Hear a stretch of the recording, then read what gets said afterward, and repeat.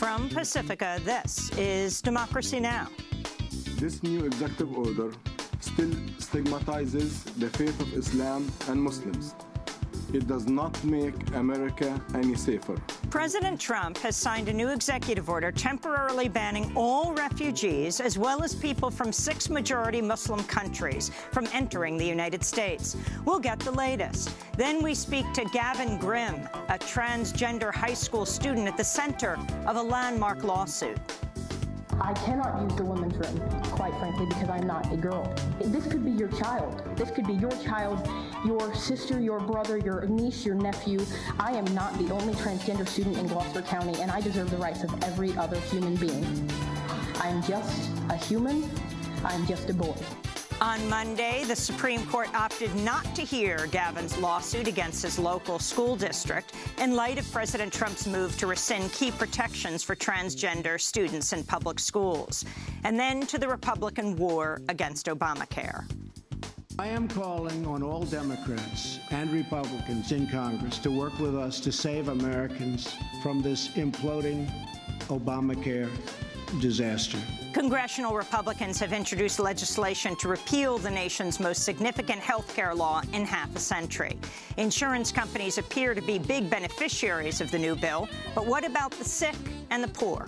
All that and more coming up.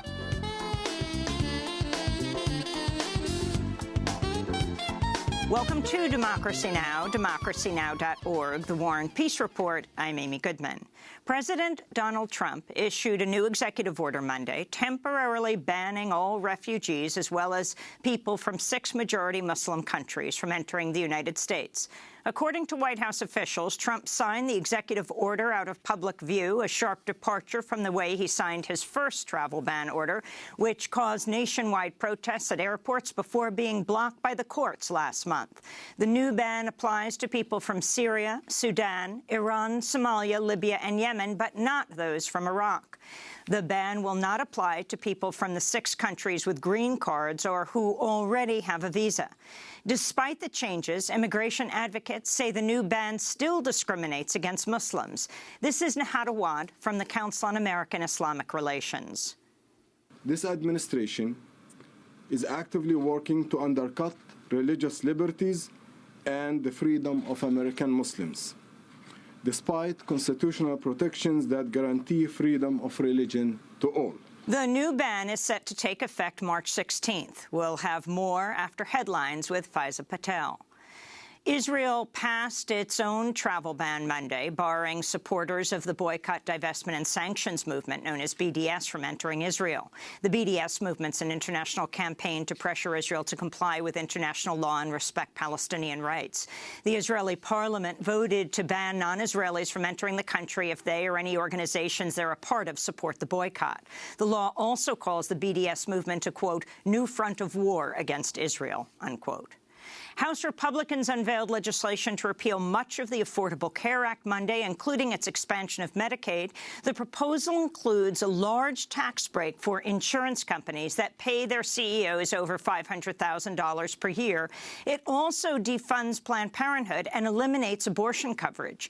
The Republican proposal does retain Obamacare's requirement that insurers cover people with pre-existing conditions. However, it scraps the revenue-generating mechanism that makes this possible, the individual mandate, which required all Americans to sign up for health insurance or pay a fee. The proposal now goes to 2 House committees for review. Republican lawmakers have been facing increasing resistance from their own constituents over their vows to repeal the Affordable Care Act. Last week, thousands confronted Republicans at town hall meetings, including a meeting with South Carolina Republican Senator Lindsey Graham. Here's what we're going to do. Here's why we're going to replace Obamacare.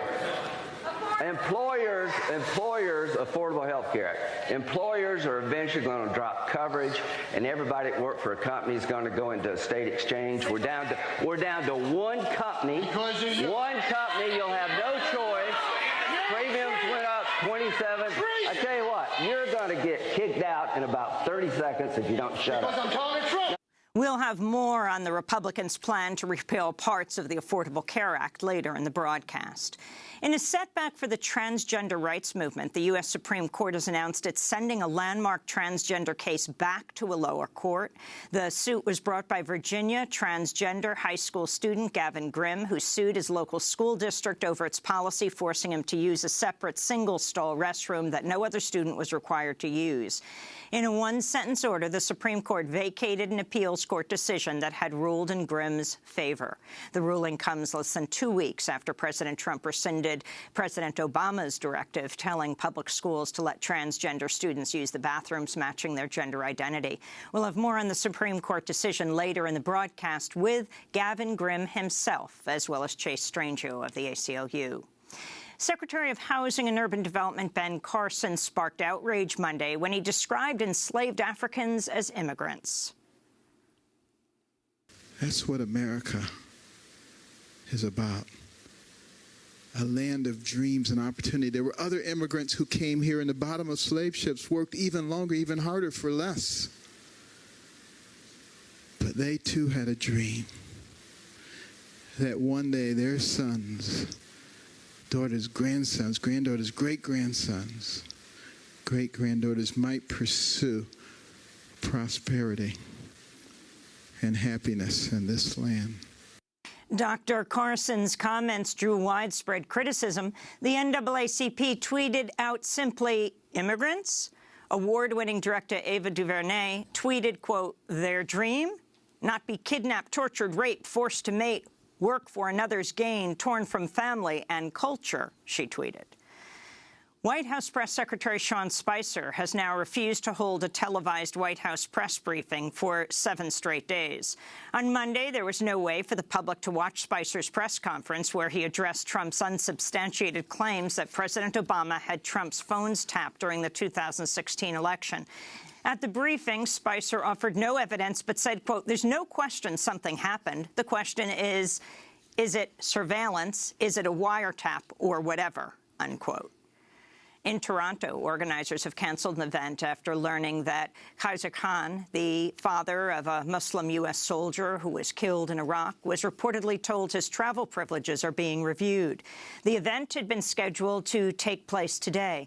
The Gold Star father and his wife, Ghazala Khan, were verbally attacked by then-Republican presidential candidate Donald Trump over the summer after the Khans took to the stage at the Democratic National Convention, where Kaiser Khan addressed Trump directly. Donald Trump, you're asking Americans to trust you with their future.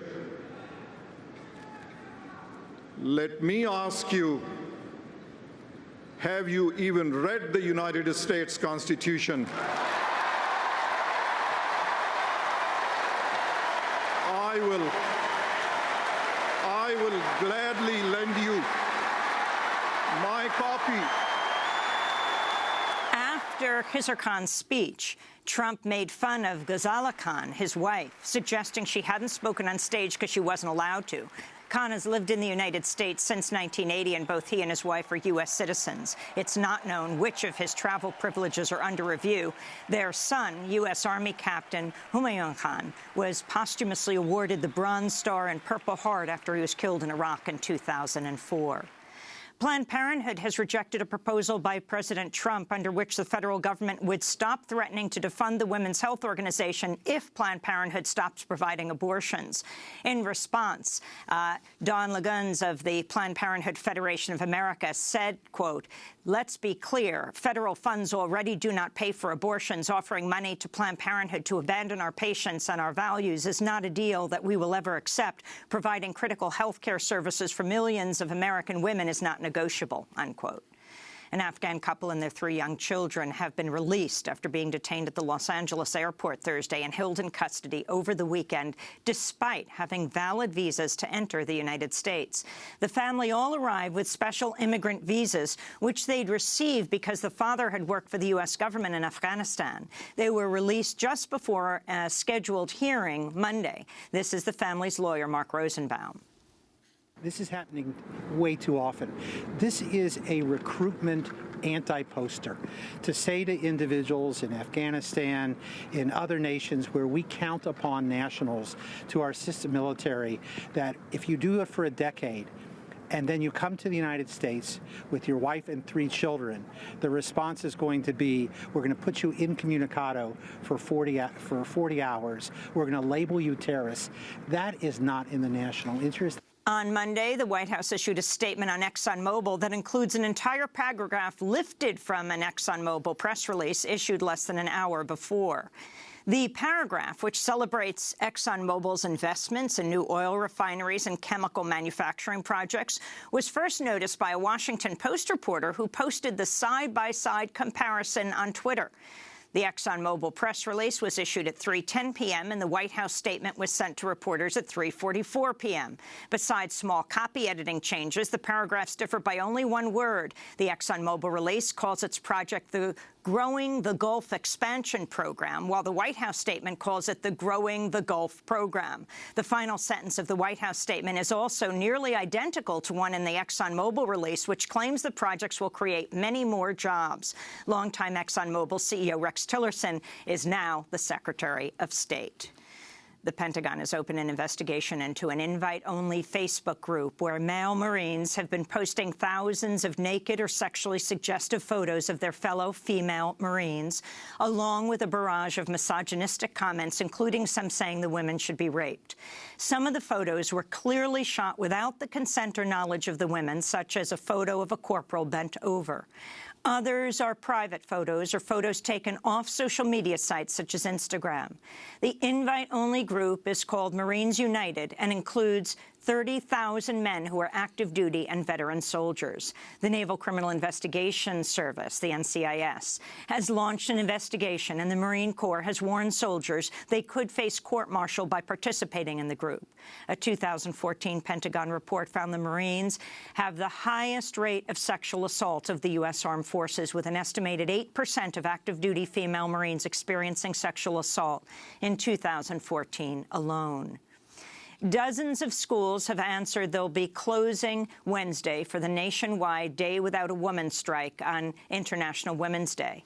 The entire public school system of Alexandria, Virginia, has announced its closing after 300 women requested they off to participate in the strike. Schools are also closing in Chapel Hill, North Carolina, and in New York City. The Day Without a Woman strike was called by the organizers of the Women's March on Washington, the largest nationwide day of protest after an inauguration in U.S. history. And internationally, women's protests marking the upcoming International Women's Day have already begun. On Sunday, thousands of women took to the streets of Warsaw and other Polish cities to protest government plans to even further restrict abortion access. Meanwhile, thousands of women also marched in London, where human rights activist Bianca Jagger denounced President Trump.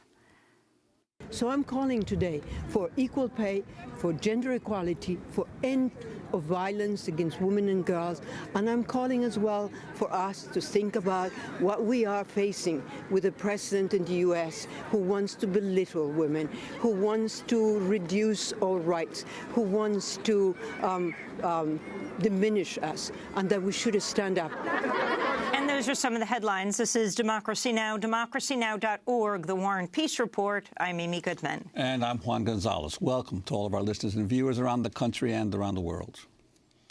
President Donald Trump signed a new executive order temporarily banning all refugees yesterday, as well as people from 6 majority Muslim countries from entering the United States. In contrast to the fanfare that accompanied Trump's rollout of January's ill-fated travel ban, Monday's signing was a decidedly more low-key event. Trump signed the executive order out of public view. Secretary of State Rex Tillerson later outlined the details. The executive order signed by the President earlier today, protecting the nation from foreign terrorist entry into the United States, is a vital measure for strengthening our national security. It is the President's solemn duty to protect the American people. And with this order, President Trump is exercising his rightful authority to keep our people safe. The new ban applies to people from Syria, Sudan, Iran, Somalia, Libya, and Yemen. But unlike the original order, not those from Iraq. Trump's first Muslim travel ban was blocked by the courts in February amid massive nationwide protests. Unlike the first ban, the new executive order will not apply to people from the 6 countries with green cards or who already have a visa. Immigration and human rights advocates say the new ban still discriminates against Muslims and fails to address some of their concerns with the previous order. This is Nahad Awad from the Council on American Islamic Relations. This new executive order still stigmatizes the faith of Islam and Muslims. It does not make America any safer, but does make America less great. This Muslim order still blocks travel to the U.S. by citizens from 6 Muslim-majority countries. CARE continues to receive reports of unconstitutional and systematic ideological questioning of American Muslim citizens and foreign travelers by CBP about their religious values and political views. For more, we're joined by Faiza Patel, co-director of the Liberty and National Security Program at the Brennan Center here in New York. Welcome to Democracy Now! Faiza, you say this is still unconstitutional and you still call it a Muslim ban. Explain. So 3 categories of people were covered by the first order, right? People who had green cards, people who had visas, but also people who will come into the country in the future. And what this new version of the order does is it takes care of the first 2 categories, but it keeps in place the restrictions, the ban on travel for anybody else from those countries. So what it's doing at the end of the day is saying it's making a determination that, we just assume that people from these 6 Muslim-majority countries are terrorist threats, and so we're just not going to let them in. To me, that's a Muslim ban. And in terms of the difference that you feel that between the Trump administrations continue to say this is not a Muslim ban because there are many other Muslim countries that are not included in the order, obviously. Right. Well, I think that the selection of the countries is primarily a political judgment, and we've certainly seen that with now they've dropped Iraq from the list, and the justification given for that is basically, they are our counterterrorism partners, right? We're fighting with them, we're in a ground battle with them, fighting against Al-Qaeda and ISIS, and so that actually, in my view, kind of undermines the overall argument for the ban. On this point that just because it doesn't discriminate against all Muslims, it's not a Muslim ban, to me that argument is laughable. I mean, if you had a law that discriminated against some black people but didn't discriminate against every single one of them, say a literacy test for voting, you wouldn't say that that law was not discriminatory. You would understand that its target was only one race, one ethnicity, or one religion. And to me, that's the essence of discrimination. What about the fact that Iran has now been taken off the ban list? It's gone from 7, Iraq. Right. It's gone from 7 countries to 6, apparently. Secretary of State Tillerson and the Department of Homeland Security Secretary Kelly wanted Iraq removed from the list because so many people, like interpreters who were helping U.S. soldiers, were getting caught. Well, they had initially already said that they weren't going to use this ban against people who had these special visas for people who had worked with the United States in Iraq.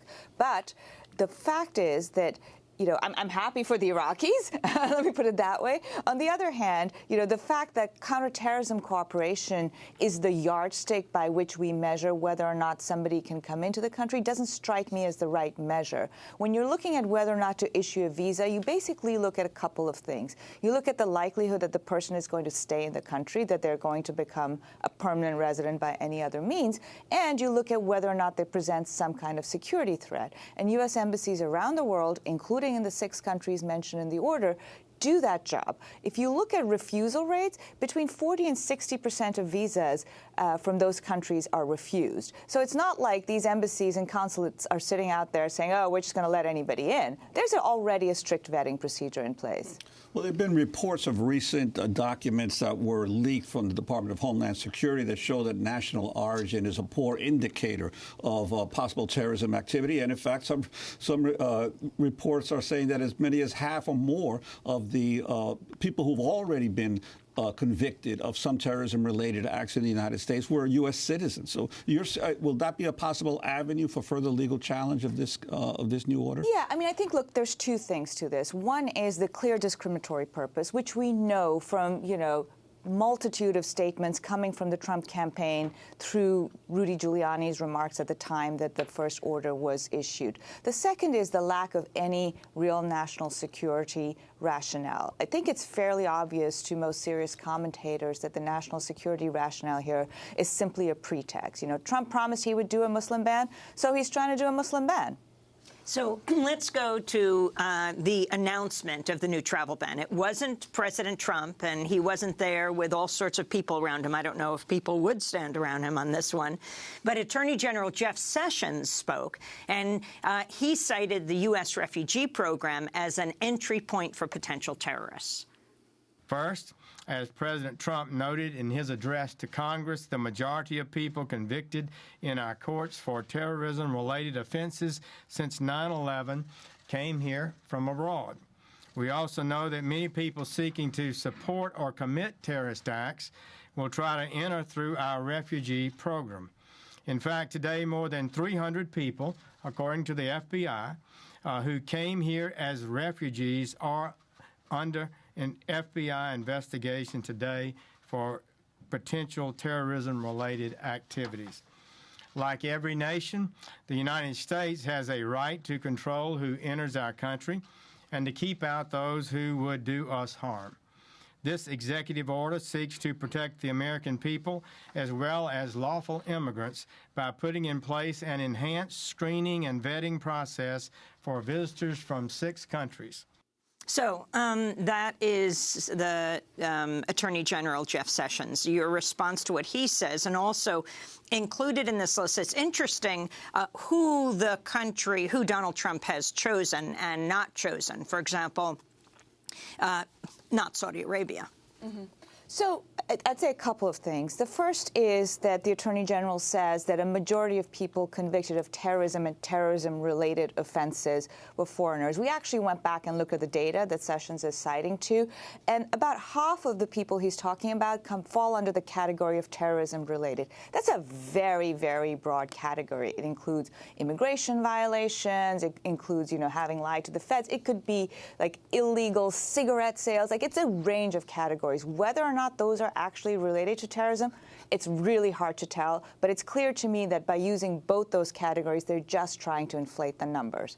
The second point I would raise is the fact that overall terrorism of any kind, whether inspired by al-Qaeda, ISIS, or the sovereign citizen, or whatever ideology you're talking about, are very, very low numbers. I mean, we don't have huge numbers of terrorist attacks in the United States. Each one has a huge psychological impact, but the overall number is frankly quite low.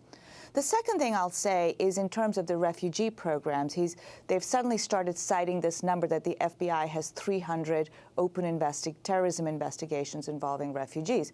Well, to begin with, they're not telling you where those refugees came from, so they could be from completely different countries than the ones that are being affected by the ban. Secondly, just because there's an open investigation doesn't mean that there is actually a terrorism connection over there. And in respect to that, back in 2011, Charlie Savage at the New York Times published this analysis which showed that, roughly 3.7% of FBI investigations even lead to a full investigation, right? And from there, you've still got another leap before you get to prosecution. So the fact that, 300 FBI investigations are open involving refugees means very little without any context. Well, on Monday, Washington State Attorney General Bob Ferguson, who sued over the first executive order, held a press conference to address questions about the new order. The president was essentially afraid to see us in court because he knew he would lose again. The original executive order, to be blunt, was illegal and unconstitutional. And the fact that they've now taken a month since Judge Robart issued his original decision to complete a revised executive order, I think speaks volumes about the constitutionality of that original executive order. Your response to his comments? Yes. Well, I think that's certainly true, that this version of the executive order is much more carefully drafted than the first version. I mean, the first one was such an obvious overreach by reaching out to get, green card holders, people who had lived in this country for 10, 12 years, had their lives over here, or people who were students here. They were on a student visa studying at universities such as in Washington State. So there's definitely a narrowing of the order. But it still leaves in place the fundamental discrimination, which is that it assumes that nationality is a proxy for religion, is a proxy for propensity to commit terrorism, and so that we should have these blanket rules that cover people based on country rather than make individualized determinations as to whether or not someone poses a risk, in which case, of course, it's perfectly our right to exclude people. Finally, we just have 30 seconds, but the NYPD has just agreed to greater oversight over its intelligence gathering programs while it seeks to settle a lawsuit over the surveillance of Muslims. Can you talk about the significance of this? Sure. So about a year or so ago, the NYPD and plaintiffs reached a settlement agreement, which was meant to tighten the rules around NYPD surveillance of political activity. This came in the wake of AP stories revealing the NYPD's surveillance of Muslims. The court, which was required to approve the settlement, said, this doesn't go quite far enough, and it relied in part on this NYPD Inspector General report, which had just come out, and had pointed to some serious deficiencies in how they continued investigations and how they tasked informants. So the NYPD and the plaintiffs' attorneys went back to the table, and they've now renegotiated the settlement and made it stronger, and it provides more continuing oversight from the civilian member who's going to be part of the committee overseeing investigations. Well, we want to thank you very much for joining us. Faiza Patel is with the Brennan Center here in New York. She's director of the Liberty and National Security Program there, the Brennan Center for Justice. This is Democracy Now! When we come back, Republicans have unveiled their health care plan. We'll find out just what it looks like. Stay with us. Thank you.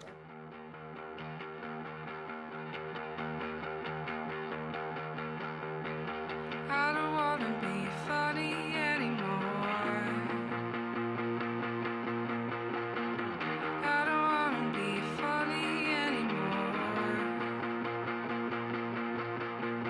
Lately I've been feeling like the odd man out.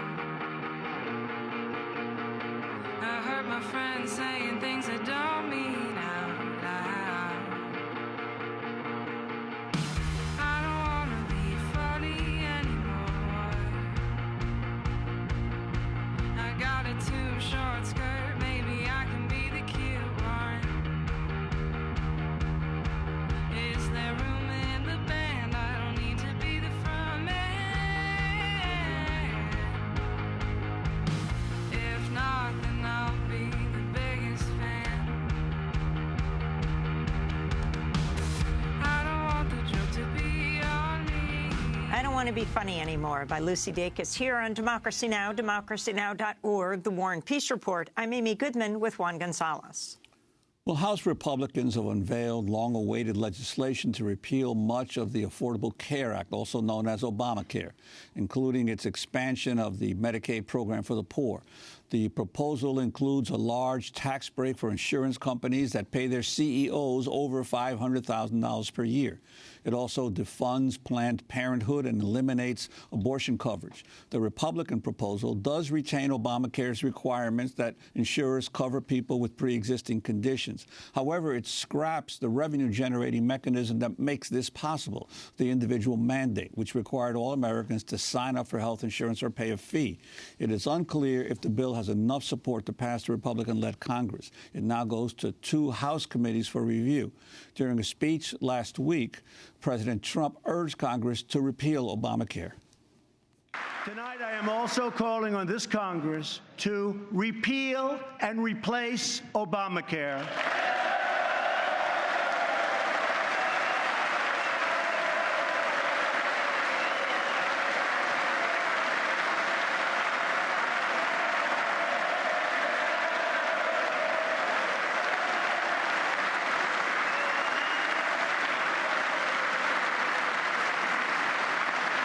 With reforms that expand choice, increase access, lower costs, and at the same time provide better health care.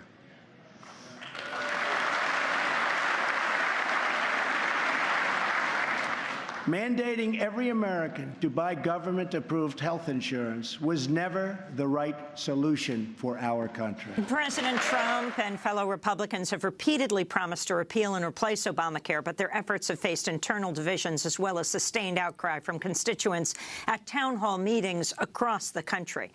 For more on the future of health care, we go to Boston, where we're joined by John McDonough, professor at the Harvard School of Public Health. He is the former executive director of Health Care for All in Massachusetts, which played a key role in the passage of the 2006 Massachusetts Health Reform Bill, which was known as Romney Care. He later became a top aide to the late Senator Ted Kennedy and worked on the development and passage of the Affordable Care Act. He's also author of the book Inside National Health Reform. Professor John McDonough, welcome to Democracy Now! Your assessment of what has been released so far.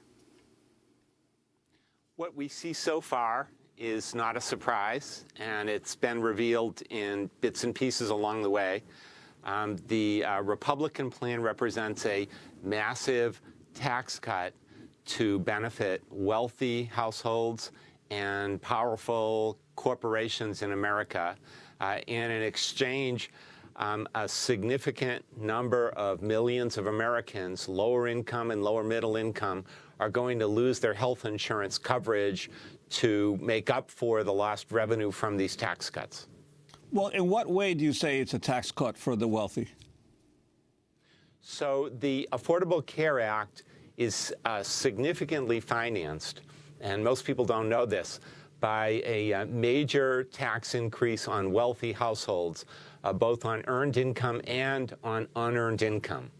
And it has been a major target, although they don't talk about it a lot, of Republicans to repeal these tax cuts. And just to give you some perspective on this, the bill that the Republicans put out would repeal these taxes. The 400 wealthiest households in America, because of this tax cut, will see annual tax cuts of $7 million per household. The 160 million households with incomes below $200,000 will get zero from this, except some 10 to 20 million will lose health insurance coverage because of this law. Well, another feature of the proposal appears to be dealing clearly with Medicaid and turning the expansion of Medicaid under Obamacare for a greater number of low-income individuals into block grants that then would be capped. So, in essence, the states would at one point or another then face a cap on federal aid under Medicaid. Yes, absolutely, and Republican agenda is to try and shrink the federal obligation to low-income coverage through Medicaid as much as they can. This has been a tough balancing act for them because 31 states expanded Medicaid to about 10 million low-income Americans, 10 to 11 million. And there's been a real struggle because about half of those states are now represented by Republican governors who do not want to see the dramatic losses in coverage that the Republicans would like to achieve if they were able to do what their instincts were leading them to do. So there's tension in the party. The conservatives want to see a much more drastic cut to Medicaid. The more moderate or less conservative Republicans from states that expanded are unwilling to see a wholesale throwing off of hundreds of thousands or millions of people from coverage. And so the Speaker Ryan and his team are really trying to walk a tightrope between those two sides. But either way, we're looking over years in the significant reduction in the number of Americans covered through Medicaid. By the way, we don't have precise numbers on this because the Republicans are pushing this forward before the Congressional Budget Office has put out a score, both in terms of cost and coverage losses. So we are a little bit, we'll probably learn within the next week to 2 weeks of what these numbers are. But right now we're just doing our best estimating. But the the trend is clear. Fewer vulnerable Americans with health insurance and bigger tax cuts for wealthy Americans and for powerful companies. Professor McDonough, can you explain age rating and what this means? So the Affordable Care Act created tax credits. They're often referred to as subsidies to enable people, sort of lower middle income people above Medicaid eligibility, to be able to get health insurance coverage. Republicans are also proposing tax credits for Americans who can't get coverage elsewhere. The big difference is the ACA has tax credits that are income adjusted. So the lower your income, the more generous the tax credit. And as you go up the income ladder, it scales out. And at 4 times the poverty level, you get no more support from those tax credits. Republicans are saying, let's just create a flat tax credit, and it varies only by your age. Whether you're in your 20s, in which case you get a $2,000 credit, up to your 60s, where you would get a $4,000 credit. In all of those cases, the support that you would get would be significantly less than what you would obtain under the ACA income tax credits for the people who need it the most, which is the people with less income. So the new tax credits are a little bit like giving a 6-foot ladder for someone to get out of a 20-foot hole. Most of the people who are getting coverage right now through the ACA will not be able to afford to buy coverage with the Republican-envisioned tax credits that no longer take account of your income, only your age.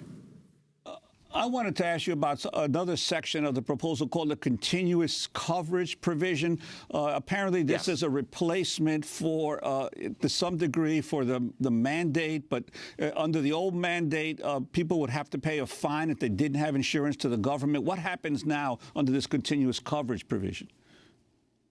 You're right. So the so-called individual mandate in the ACA is by and far the least popular part, although it is essential for guaranteed issue and eliminating pre-existing conditions.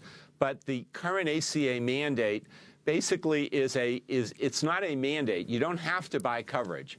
However, if you don't buy coverage and you're able to afford it, then you face a tax penalty when you pay your taxes of up to $695 for a full year without coverage, or 1% of your income. The Republican plan gets rid of that. It reduces all those penalties to 0, and it puts in place a different kind of a penalty. And the penalty says that if in the prior year, in the prior 12 months, you had a gap in health insurance coverage of more than 63 days, then when you go back to buy health insurance, you will pay a premium on top of your premium that will represent 30% more. So let's say that I had a gap in coverage, and I want to buy health insurance in the following year, and I want to buy an individual policy that costs me, let's say, $7,500 in a premium. So I would pay on top of that a penalty of an additional $2,200. So the maximum penalty under the ACA is $695, but you're looking at a penalty here right now to replace the individual mandate that is significantly more punitive and more difficult, and will in fact keep many Americans from being able to get back and buy health insurance once they've had coverage. And there's no hardship exemption. There's nothing. This is on everybody if you had a gap in coverage of more than 63 days. So it will be a real impediment from people who say, okay, I'm ready now, I'm able to afford it, and I want to buy health insurance coverage. It's not making it easier for people to get coverage, it's making it harder. And there's also a difference, isn't there, in that the penalty under the Affordable Care Act went to the government to supposedly help defray the costs of the overall plan, but this additional premium would go to the insurance companies, not to the government, to basically help their bottom line, right? And what about Enough said. What about reproductive rights, Professor McDonough? So in addition, the bill that's being promoted by the Republican leadership will eliminate funding for Planned Parenthood very quickly. All funding for all services.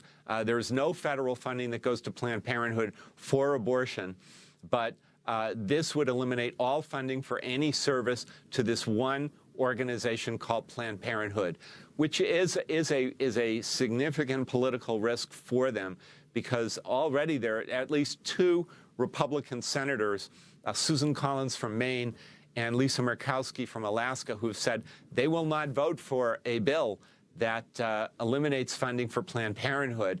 And Republicans can only lose 3 votes in the Senate. They got a letter the other day from 4 senators saying that the House treatment of Medicaid is unacceptable and they could not support that bill. So it's uncertain in the House politically, and it's highly uncertain what's going to happen to this plan over in the Senate. I wanted to ask you about some of the more bizarre provisions of this bill. I understand it's a 66-page bill, which the Republicans are actually touting compared to the hundreds of pages of the original Affordable Care Act. But 7 pages, or more than 10% of the bill, are dedicated to excluding lottery winners from the from the insurance. Could you explain that? That's one of those little curious tales that journalists will ferret out in the next couple of days. I'm honestly not sure where that came from, except that clearly they had some advocacy from some lottery winners around this, and so there is an exclusion of lottery winners in terms of when they can get Medicaid and when they can't.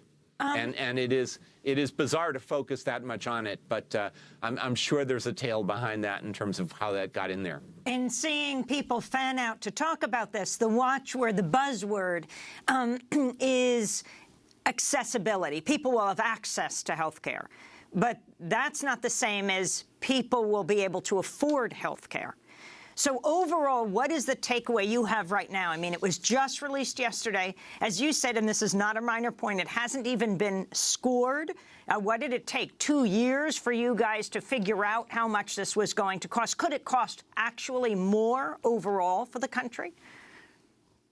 Well, it could, but I think that there are other parts of the ACA that remain untouched that have significant economic consequences. So a big piece of the financing of the ACA represented substantial reductions in the Medicare program to healthcare providers, to hospitals, to home health agencies, to insurance companies in the Medicare Advantage program.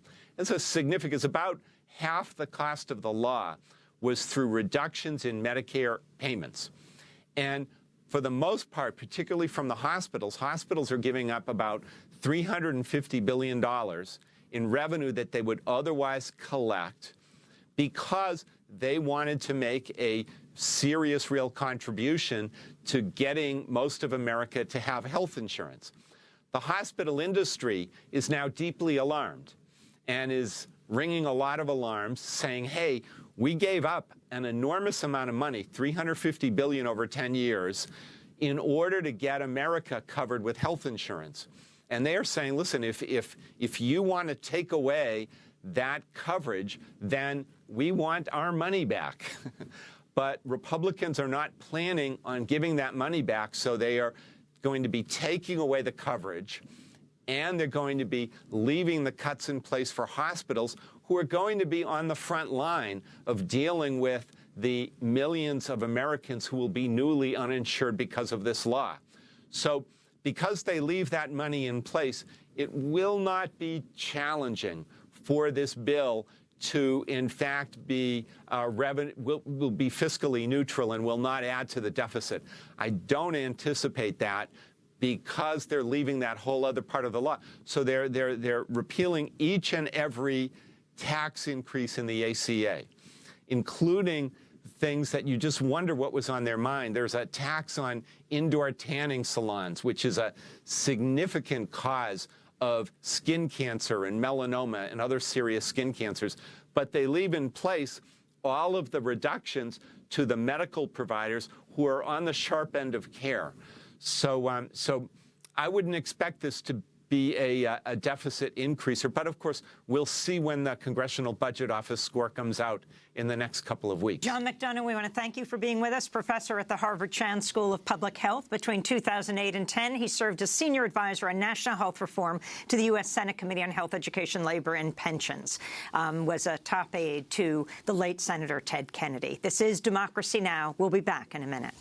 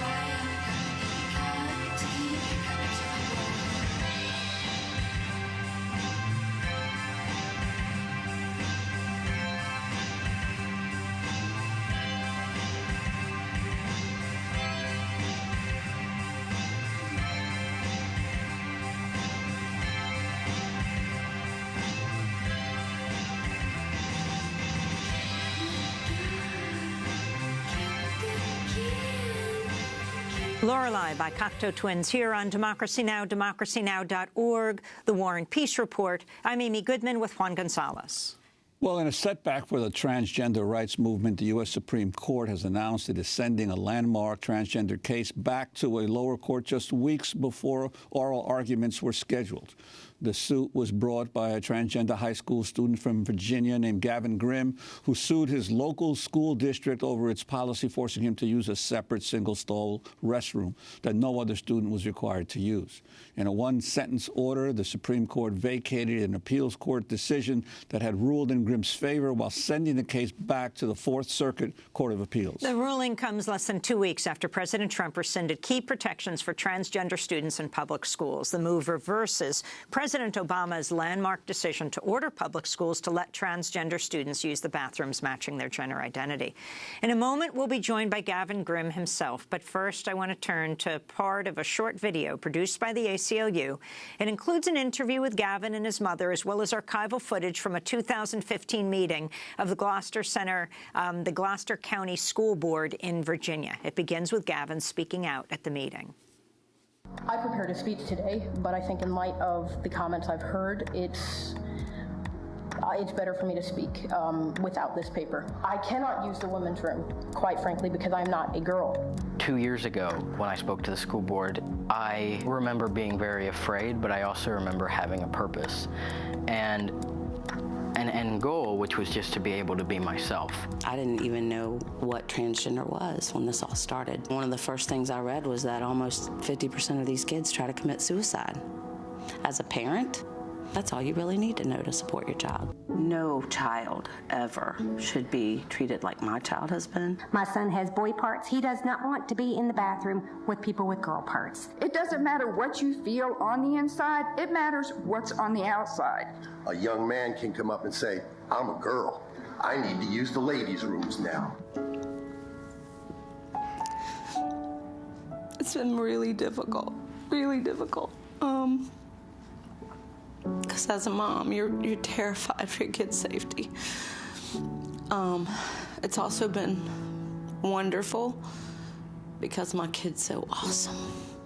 This could be your child. This could be your child, your sister, your brother, your niece, your nephew. I am not the only transgender student in Gloucester County, and I deserve the rights of every other human being. I'm just a human. I'm just a boy. Please consider my rights when you make your decision. Thank you very much. Thank you. That was transgender high school student Gavin Grimm speaking in 2015 before the Gloucester County School Board in Virginia. To talk more about Monday's Supreme Court decision, we are joined by Gavin Grimm from a studio in Richmond, Virginia. Also with us here in New York, Chase Strangio, staff attorney at the ACLU. Chase, let's start with you just on what exactly the Supreme Court ruled. Yeah, so thank you for having me. Yesterday, the Supreme Court sent back Gavin's win to the lower court, asking the court to reevaluate the decision in light of the change in position from the Trump administration. The Fourth Circuit, the lower court, had relied almost exclusively on the Obama administration's interpretation of Title IX. And so yesterday, the court's decision was to take away Gavin's win, send it back to the lower court to reconsider the issue of the legality of the Gloucester County School Board's policy in light of that change. So there's been no actual hearing on the merits of the issue of whether Title IX is being violated by the school district. Yeah, that's right, and that's really important. So nothing about yesterday's decision from the Supreme Court or the decision of the Trump administration to rescind the Obama administration's guidance changes the substantive protections of Title IX and the Constitution. We think it's really important for young people and school districts to know that the law still protects them. This delays resolution at the high court, but the lower courts are continuing to rule that laws and policies like the Gloucester County School Boards violate the constitutional and statutory rights of trans students. So, Gavin Grimm, it's great to have you on right now. Can you respond to what the Supreme Court decided? Well, it's definitely disappointing. It'll draw the process out a lot longer, which will leave a lot of kids in limbo. But we are as determined as ever to push forward, and if it takes 10 years, I'll stick with it. Who do not know about your case? Tell us your story, Gavin. Well, about 2 years ago, in the summer before my sophomore year of high school, I transitioned, and I approached my school and told them that this was what was going on, and I wanted to be respected as a boy. And initially, I didn't ask to use the boys' room because I was afraid of the peer reaction, but then my peers received me very well, so I asked for permission. And for a period of 7 weeks, I used the boys' room with 0 incidents whatsoever, none verbal or physical at all. And then a member of the community complained, and a school board meeting was held without our knowledge. We weren't told by anyone. We found out by chance the night before. And then at that meeting, the decision was postponed to a meeting the next month, and ultimately it was decided that I was to use either a unisex separate option or the women's room at my school. And then you decided to challenge that? Yes, and then with the help of the ACLU, I decided to challenge that, and we've moved forward through the court system. And previously we had arrived at the doorstep of the Supreme Court, but now it's been kicked back down to a lower court. Well, now you've become a national figure in many ways in terms of this case. Why do you think it's so important to wage this battle to the end?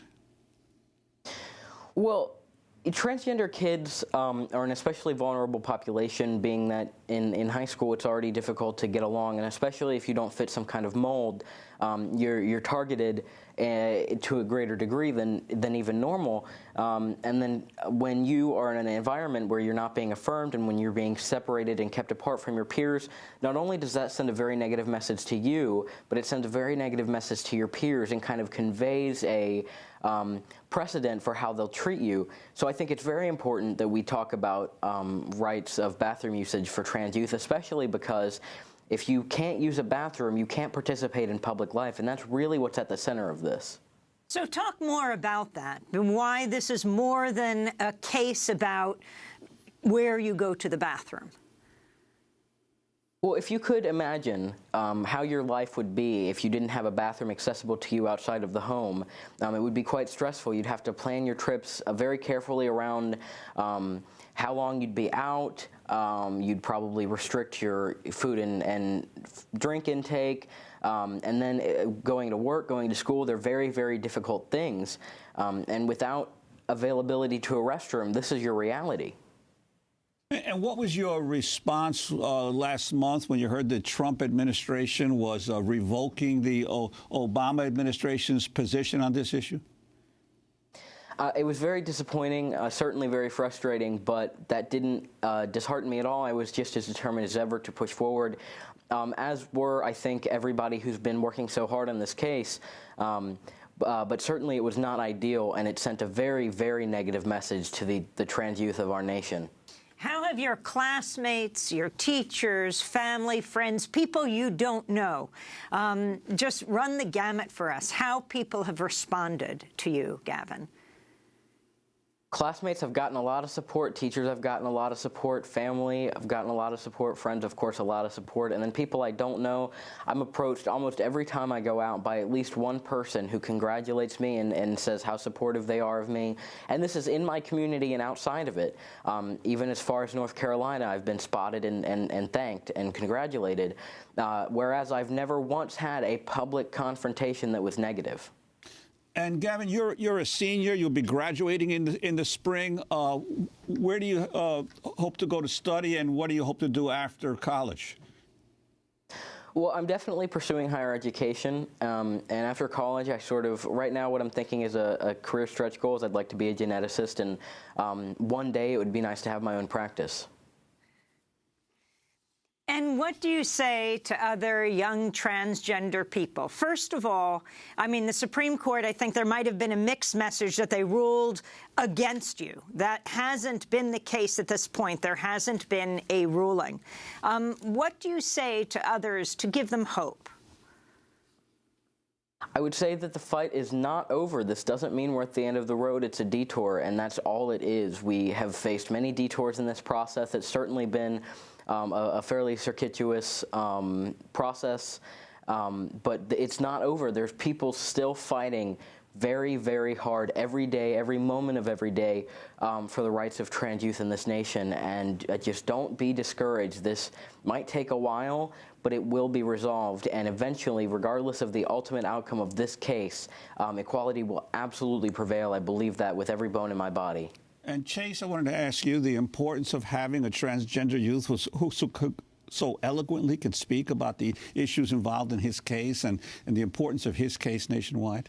Yeah, I mean, as I was saying yesterday many times, when I was growing up as a young trans person, I had no idea it was possible to sort of have a future as a trans adult. And now we have trans young people like Gavin leading our movements. They're out there in the state legislatures. They're bringing their cases to court. They are transforming our consciousness and our political systems, and they're absolutely going to be the people leading us into victory and justice on this issue in the end. And what is your message, Gavin Grimm, to the Trump administration and to President Trump himself? I don't think that it's necessary to speak to the detractors. I think I want to promote a very positive message of support to other trans youth and definitely positivity. So I guess I'll go back to the message to trans youth everywhere, and that is, don't be disheartened, keep your chin up. These things take time, but we are working towards equality every day. And your comments to young people to follow their path. We asked you about just in the last few years, but when you were growing up, how you made your way, how you came to understand who you were and how you wanted to express that. Yeah, I mean, growing up, it was difficult. I didn't have a lot of outlets. One of the things I found great solace in was Pokemon. It's a role-playing game, and you can choose to be a boy or a girl. Similarly, other role-playing games were refuges for me. Online spaces where I could express myself as a boy, and then just a masculine identity that I carried with me throughout childhood that allowed me, in some degree, to be comfortable and do things I enjoyed doing and dress the way I enjoyed dressing. But it wasn't easy. I was still forced to behave and essentially be raised as a girl. And so when did that change? And what message do you have to parents for trans kids? Well, it especially started changing around puberty. My anxiety grew, my dysphoria, which is the feeling that your sexual characteristics, primary or secondary, don't match your brain. That grew. So there was a lot of extra stress and distress during that period of time, and so I really started expressing myself more firmly as a masculine individual. And then once I learned what transgender meant, I pretty quickly established that that was who I was. And that I came out when I was 14. And I would say to other trans youth, of course, be careful. It might not be safe for everybody to come out where they are. Some people might be at risk of violence or being cast out by their families. But there is a future for you in which you can live as who you are. We will have to leave it there, Gavin. I want to thank you, Gavin Grimm, and Chase Strangio for joining us. I'm Amy Goodman with Juan Gonzalez.